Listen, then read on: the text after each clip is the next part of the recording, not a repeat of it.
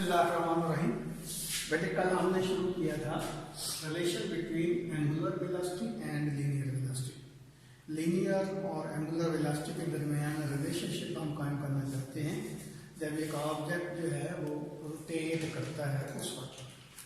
तो एक बात और भी हमने डिस्कस की थी कि बजाय इसके कि हम एक पॉइंट मास जो है उसको रोटेट करवाएं सर्कुलर मोशन में, हम ऐसा करते हैं कि एक रिजिड बॉडी ले लेते हैं।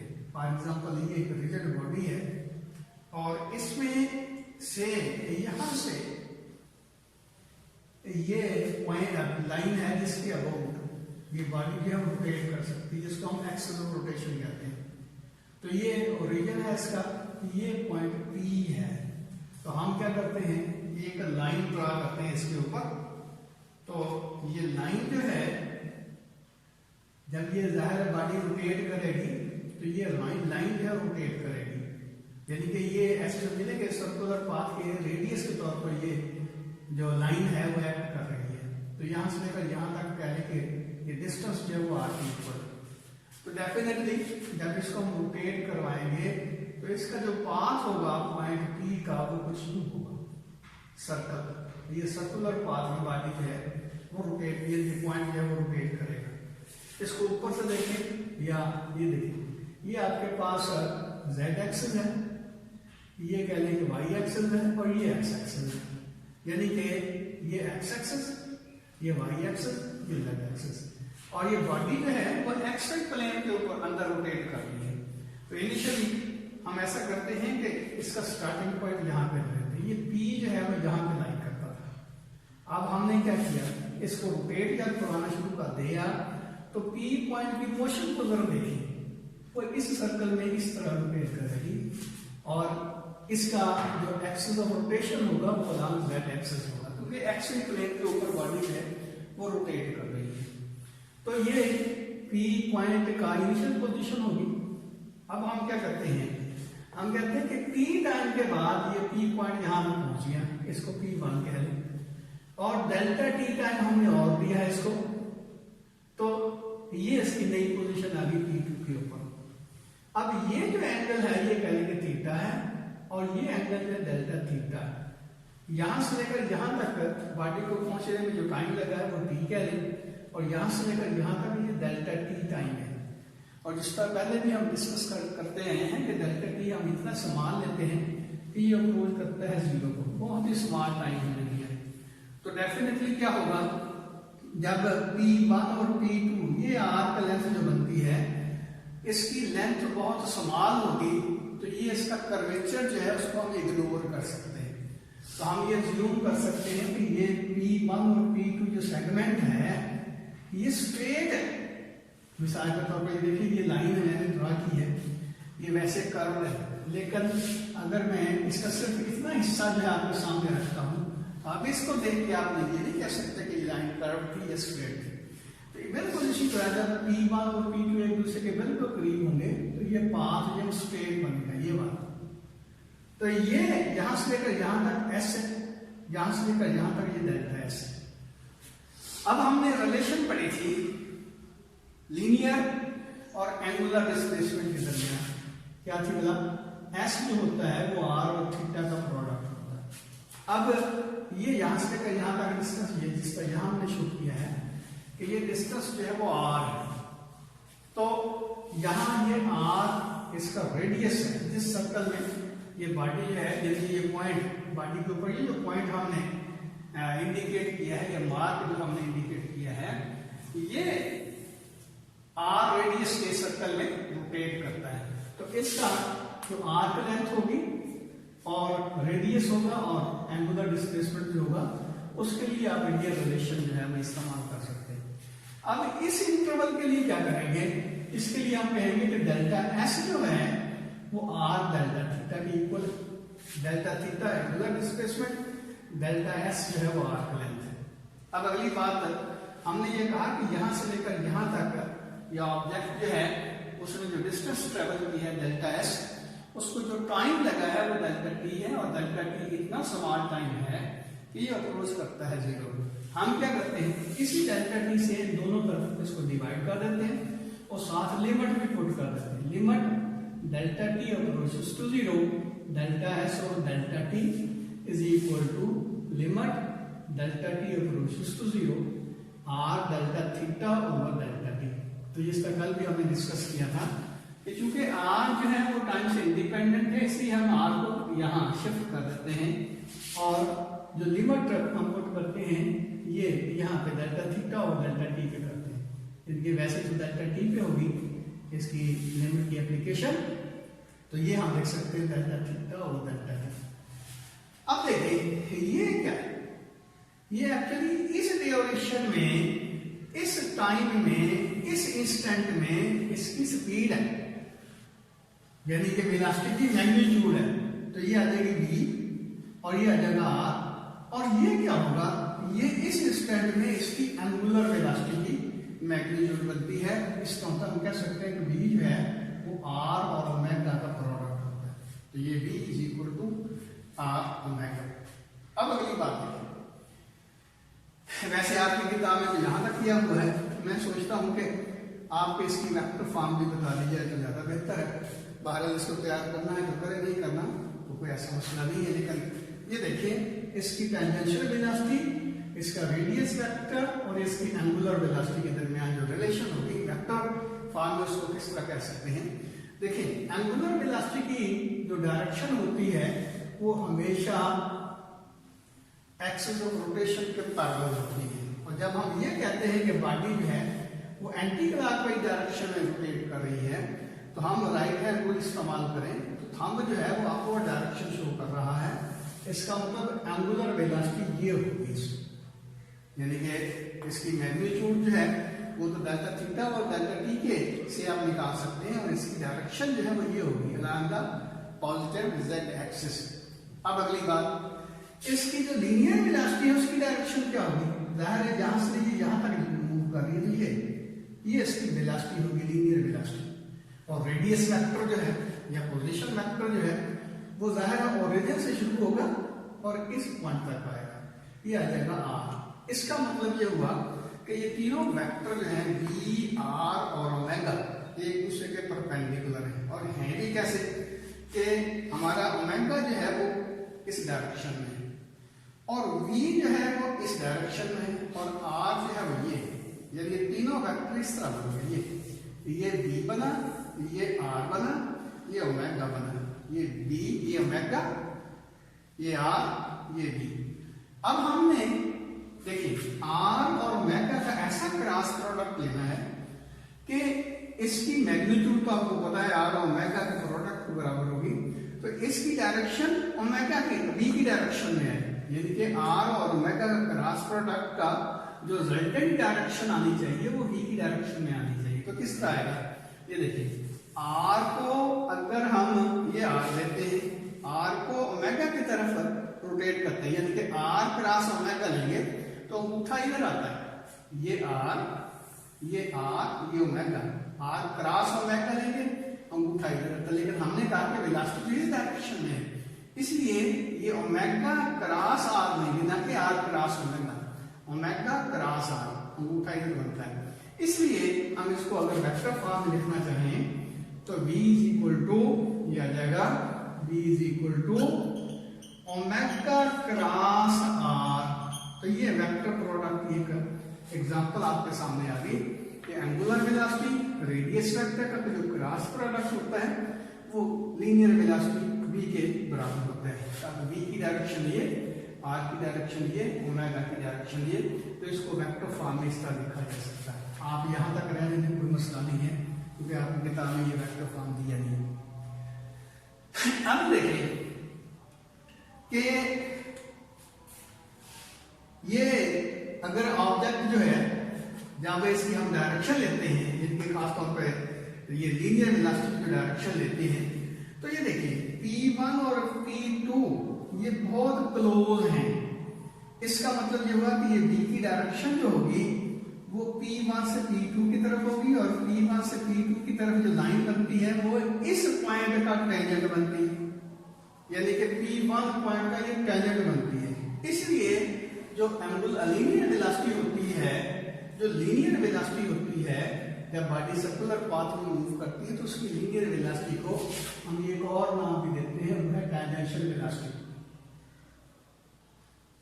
क्योंकि इस वेलोसिटी की जो डायरेक्शन होती है वो अलॉन्ग द टेंजेंट होती है, इस पॉइंट पर टेंजेंट। ये देखिए P बिल्कुल करीब है, इसका क्या मतलब हुआ, P1 ये है और P2 ये होगा, तो ये डायरेक्शन बनती है, तो ये बनता है टेंजेंट, इस पॉइंट पर टेंजेंट बनता है, इसलिए लीनियर वेलोसिटी को हम टेंजेंशियल वेलोसिटी भी कहते हैं। अब अगली बात, अगर बॉडी जो है वो यूनिफॉर्म एंगुलर वेलोसिटी से मूव कर रही है, यानी कि उसकी कांस्टेंट स्पीड कांस्टेंट है, याद रखें इसकी एंगुलर वेलोसिटी कांस्टेंट होगी उस वक्त जब ये कांस्टेंट स्पीड से रोटेट करेगा, लेकिन इसकी जो लीनियर वेलोसिटी है वो कांस्टेंट नहीं होगी उस वक्त भी जब ये एंगुलर वेलोसिटी इसकी कांस्टेंट होगी। वजह क्या है, रीजन क्या है, रीजन इसकी ये है कि ये देखिए इसका जो डायरेक्शन है हर इंस्टेंट के ऊपर, टेंजेंशियल वेलोसिटी की जो डायरेक्शन है हर पॉइंट के ऊपर डिफरेंट होगी पहली डायरेक्शन से, इसलिए आप ये कह सकते हैं कि एंगुलर वेलोसिटी कांस्टेंट है लेकिन लीनियर वेलोसिटी कांस्टेंट नहीं है। अब लीनियर वेलोसिटी क्यों कांस्टेंट नहीं है, उसकी डायरेक्शन की चेंज होने की वजह से लीनियर वेलोसिटी चेंज होती है, लीनियर वेलोसिटी वेक्टर क्वांटिटी होगी। हाँ मतलब ये कह सकते हैं कि इसकी स्पीड कांस्टेंट है, यानी कि एक पंखा है हमने स्विच ऑन कर दिया, थोड़ी देर के बाद क्या करता है वो एक कांस्टेंट स्पीड से रोटेट करना शुरू कर देता है, तो उसकी स्पीड कांस्टेंट है, लेकिन पंखे के जो विंग है उसके ऊपर किसी भी पॉइंट के ऊपर उसकी वेलोसिटी की डायरेक्शन है चेंज होने की वजह से उसकी वेलोसिटी कांस्टेंट नहीं रहती। अब हम ये मैंने जिसका पहले बताया कि ये v है, ये टेंजेंशियल वेलोसिटी की मैग्नीट्यूड है, तो ये v टेंजेंशियल वेलोसिटी होगी, v is equal to omega cross r। अब हम टेंजेंशियल एक्सप्रेशन की बात करते हैं, बच्चा रिपीट कर दो बाद में। अब टेंजेंशियल एक्सप्रेशन जो होगा वो किसके बराबर होगा, अगर ये बॉडी जो है इंक्रीजिंग वेलोसिटी से मूव करती है तो जाहिर है इसकी जो मैग्नीट्यूड है, वेलोसिटी की जो मैग्नीट्यूड है वो भी चेंज होगी। मेरी बात के ऊपर गौर कीजिएगा, पंखा जब पहले ऑफ था हमने स्विच ऑन किया तो उसकी वेलोसिटी जो है उसकी एंगुलर वेलोसिटी जो उसने इंक्रीज करना शुरू कर दिया, मीन पंखे के जो विंग हैं उसके हर पॉइंट के ऊपर, पंखे के जो विंग हैं उसके हर पॉइंट के ऊपर उसकी जो स्पीड है अब वो भी इंक्रीज होना शुरू हो जाएगी, यानी कि पंखे के जो विंग हैं उनकी जो स्पीड है वो भी इंक्रीज होना शुरू हो जाती है जब ये रोटेट करता है। फॉर एग्जाम्पल यहाँ हमने एक पॉइंट ले लिया, ये वाला जो मैंने पहले शो किया था ये वाला, तो अब ये देखेंगे जब पंखा रुका हुआ था तो इसकी स्पीड 0 के बराबर थी, जब इसने इंक्रीजिंग वेलोसिटी से मूव करना शुरू कर दिया तो डायरेक्शन तो तब्दील अलग हो रही है, इसकी अब मैग्नीट्यूड भी इंक्रीज होना शुरू हो जाएगी, यानी कि इसकी स्पीड जो है इस पॉइंट की स्पीड जो है वो भी इंक्रीज होना शुरू हो जाएगी।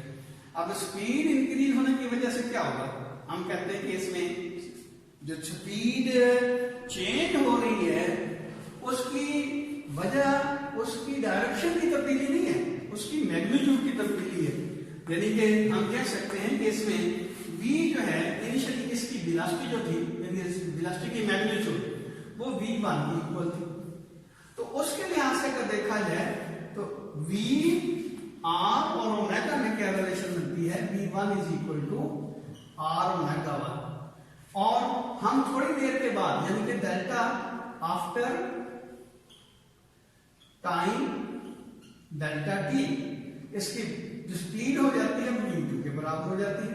अब r में तो फर्क नहीं पड़ा, ओमेगा में फर्क पड़ा, यानी कि रेडियस जो है यहां से लेकर यहां तक डिस्टेंस ये तो चेंज नहीं हो रहा ना, ये रेडियस के बराबर होगा, लेकिन इसकी स्पीड जो है वो इंक्रीज होना शुरू हो गई है।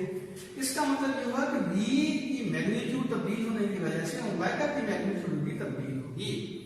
अब इन दोनों का डिफरेंस किसके बराबर होगा, यानी कि एक क्वेश्चन ये है आपके पास, दूसरी क्वेश्चन ये है, तो v2 माइनस v1 किसके इक्वल होगा, r omega 2 minus r omega 1। अब यहां देखिए r को हम लगा लेते हैं कॉमन, तो ये r into omega 2 minus omega 1 आ जाएगा, तो ये क्या लिख सकते हैं डेल्टा डी, ये क्या लिख सकते हैं डेल्टा ओमेगा।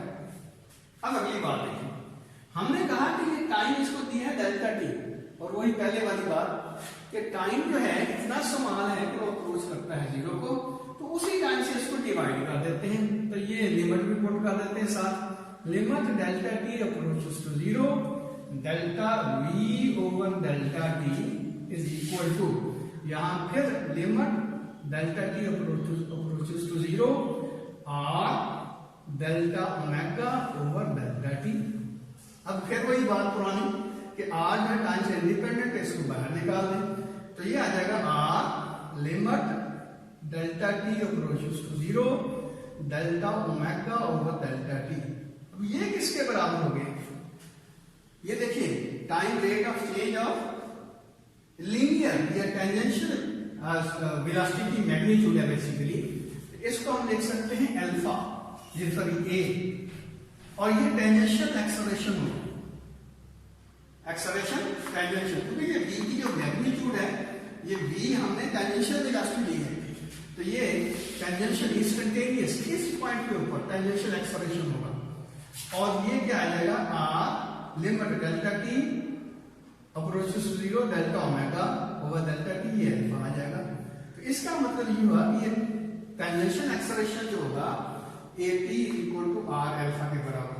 और अगर इसको हम वेक्टर फॉर्म में लिखिए तो ये टेंजेंशियल इज इक्वल टू, ये आ जाएगा अल्फा क्रॉस आर, ये इसी रिलेशन के से लिखे delta we over delta t delta omega over delta t cross r, यानी कि ये लिख सकते हैं delta we over delta T is equal to delta omega over delta T multiply by r. देखिए आर में तो फर्क नहीं पड़ेगा, तब्दीली आएगी या स्पीड में, लीनियर स्पीड में या एंगुलर स्पीड में। तो ये delta we over delta T is equal to delta omega over delta T multiply by R आ जाएगा, ये क्रॉस प्रोडक्ट आ जाएगा इसका। तो ये है अल्फा आपके पास, ये है ए, तो A is equal to alpha cross R. ये दूसरी एग्जांपल आ गई आपकी क्रॉस प्रोडक्ट की। अब यहाँ एक और बात बड़ी इंपॉर्टेंट है कि जब एक बॉडी रोटेट करती है तो उसके बेसिकली तीन किस्म के एक्सेलरेशन होते हैं, बाद में डिस्कस करेंगे। एक होता है angular acceleration, alpha angular acceleration, और इसकी डायरेक्शन जो है एक्सिस ऑफ रोटेशन के पैरेलल होती है, वो अप भी हो सकती है, डाउन भी हो सकती है, कल हम डिस्कस कर चुके हैं। दूसरा इसका होता है लीनियर एक्सेल या टेंजेंशियल एक्सेलरेशन, ये है टेंजेंशियल एक्सेलरेशन, यानी जिसकी डायरेक्शन जो है lambda tangent to the circular path होगी। और तीसरा एक्सेलरेशन हम इंशाल्लाह आज तो शायद टाइम ना मिले, कल डिस्कस करेंगे, जिसको हम नाम देते हैं सेंट्रीपिटल एक्सेलरेशन, और वो होता है रेडियल एक्सेलरेशन।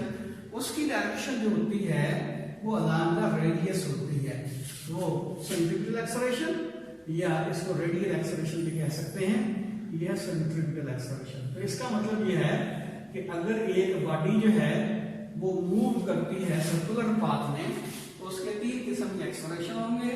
एक इसका टेंजेंशियल एक्सेलरेशन है, एक इसका अपना एंगुलर एक्सेलरेशन है, और एक है इसका रेडियल एक्सेलरेशन, जिसकी डायरेक्शन है अलांग द रेडियस होती है।